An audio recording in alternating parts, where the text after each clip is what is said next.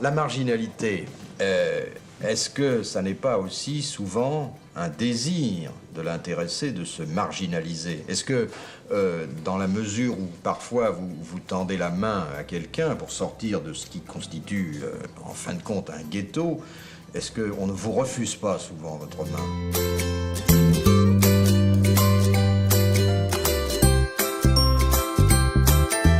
On refuse jamais la main. Et malheureusement d'ailleurs, parce qu'on n'a pas les possibilités de faire un choix. Et c'est la raison pour laquelle la population se maintient dans une sorte d'assistance larvée, une assistance qui par conséquent permet de survivre et non pas de vivre.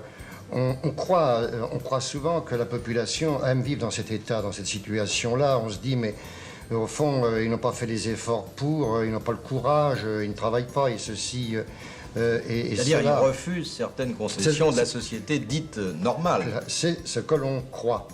Hein. Mais en réalité, cette assistance permanente qui les fait dépendants des organisations charitables ou philanthropiques, ou qui les voue, si vous voulez, au caprice et à l'arbitraire d'une technocratie plus ou moins, j'allais dire, moralisatrice, hein, et qui exige d'une population des attitudes, je dirais, des comportements sans leur donner vraiment les moyens.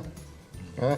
Eh bien, ceci n'est pas admis par la population. La population demande une vraie démocratie, c'est-à-dire que tout le monde ait sa place et ses responsabilités soient reconnues comme telles.